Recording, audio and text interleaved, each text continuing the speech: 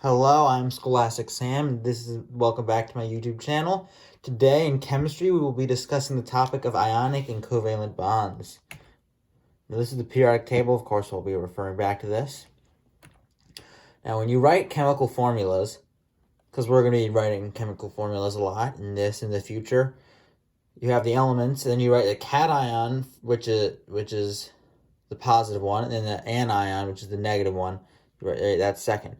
And you reduce it to the lowest whole number ratio. So this way you do in ionic bonds, and usually when you write a chemical formula, you're not going to be writing you're not going to write H4O2, you're just going to write H2O. And of course there are no charges or superscripts, you only subscripts, which means you only write the number of elements, and then the number of each element. Now a bond is a force of attraction between negative and positive atoms that holds them together, because opposite charges bond because they are attracted to each other. However, a compound is a chemical substance formed by the bonding of multiple atoms. And ions, things bond form compounds to get an octet, or in hydrogen's case, they want to get 2 because they want to be like helium, because they want to be like a noble gas, the closest one. And one of the ways you can check your work is that the charges all cancel out so that the compound is neutral. Let's go into ionic compounds. Ionic compounds are between a metal and a non-metal. The metal cation will lose electrons, and the non-metal will gain. The anion will gain electrons, and electrons are transferred between 2 or more atoms. Transfer being the key word. So, and in them, every cation is bonded to an anion, and vice versa. Because if you look at the structure, it will look like a block because it's a continuous array. Like if it's H2O, the ratio of hydrogen to oxygen is just 2 to 1, but there could be millions of hydrogen and millions of oxygens.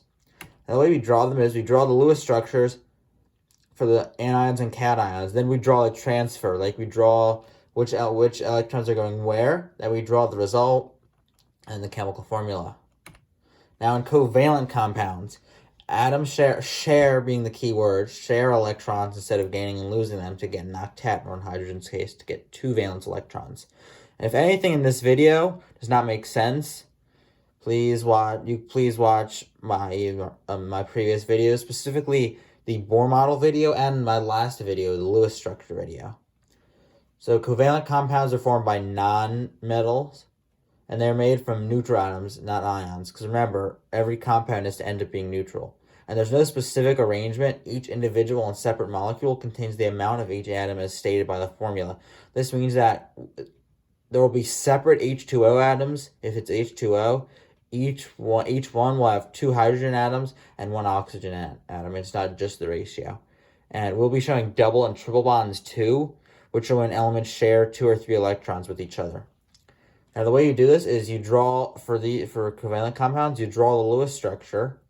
Then you draw circles to show which atoms or which electrons are being shared to get an octet, or as we see, exception, because hydrogen only have 2 in total. And then you draw the structural formula for the completed molecule. That's what you do in the second part. And always remember, you represent 2 shared electrons with a straight line and an unshared electron, which is lone pairs dots. You must include the lone pairs in your drawings. So now we're here to do our practice problems. We have go up. We see an ionic compound between magnesium and bromine, which is going to be magnesium bromide. Now, we go back to our periodic table. We see magnesium is going to be Mg, it's going to lose 2, so it's going to be Mg2 plus. Be Mg2 plus, and it's going to have, you see it's going to have 2 valence electrons. Let's write these here. 1 valence electron, 2 valence electrons. You want to write them usually clockwise until you reach 8, but if it's easier to put 2 in one specific place, then you should do that. Then we go here, we see bromine is bromine 1 minus, and we have 1, but we need, we have 1 here, and we have a charge of 1 and a charge of 2. Now, my next video, I'll be talking to you guys about crisscrossing, but for now, just know that since we need to get neutral. There has to be 2 bromine to cancel out with the magnesium. So we're going to have Br minus, which has 1, which is 1, 2, 3, 4, 5, 6, 7, and another Br minus with 1, 2, 3, 4, 5, 6, 7. Then we draw this atom's going to go here. This electron is going to go there. This electron is going to go there. Then over here we have Br minus 1, 2, 3, 4, 5, 6, 7. We draw this one 8 to signify that it got that one. Then over here we just have magnesium 2+. It has 8, but we don't draw that because we're showing the ring and it lost it. It lost all of it in its ring, but just know that it has 8 valence electrons. Then we draw, over here we draw bromine again, Br minus 1, 2, 3, 4, 5, 6, 7. Draw that, and then our final formula, because you draw the positive charges first, it's just going to be magnesium, bromide, Mgb, that's bad, Br2.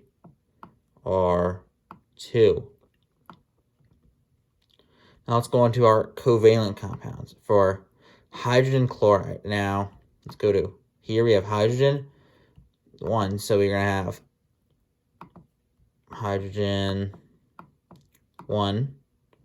We see chlorine over here is 7. Now chlorine wants to get 8, hydrogen wants to get to 2.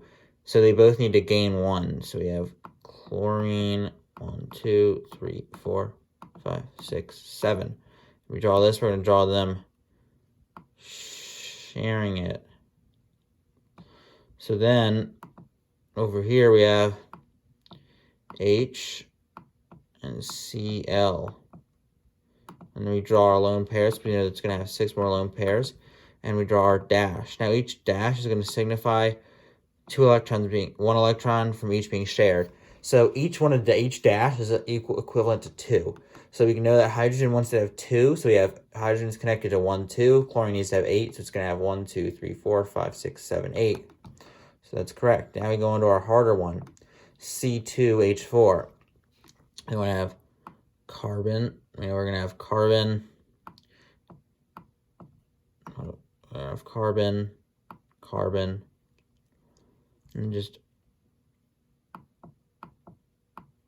oh wait, let's go back. We know that hydrogen, okay, hydrogen is 1. Hydrogen has 1, so SO. Remember, we need to cancel out, and carbon has 4. So each carbon needs to gain 4, and each hydrogen needs to gain 1. So we draw this like this. We know, because we know what it's going to have to look like, or we know it's going to have to, wait, that's a bad way to draw it. We know that each hydrogen atom can't share with both of these. It can only share with 1. So we're going to have hydrogen,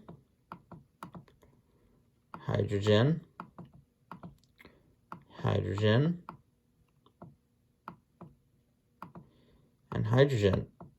Because we know that, well, chlorine and chlorine, because atoms can bond between themselves, carbon and carbon, well, if they can each bond with 2 hydrogen atoms, so that leaves them with 6, and they need to gain 2 more. So I guess they'll have to bond with each other.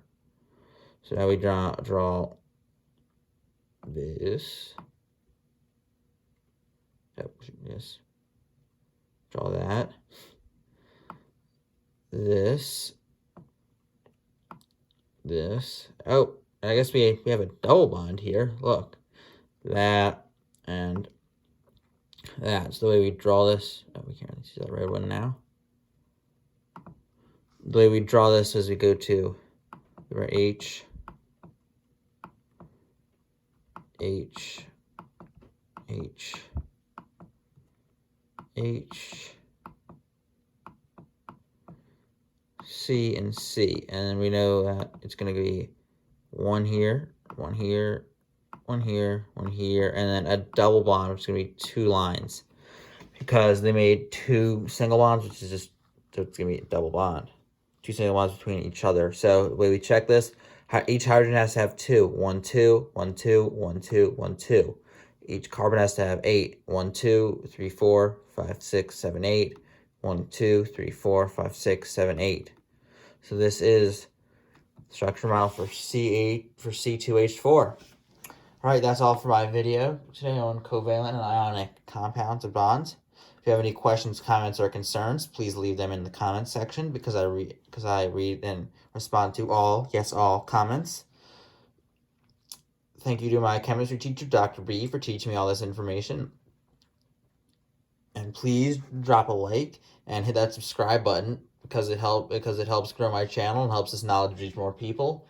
Please also ring that bell, turn on post notifications because you guys will be needing my videos all throughout high school to ace high school with ease because I do all these different math and science videos and anything that you guys want that you'll ever need in life or throughout high school. So yeah, and excuse me, if you turn on post notifications, you can get updated when I post new videos. Yeah, thank you guys. Bye. And always remember, knowledge is power.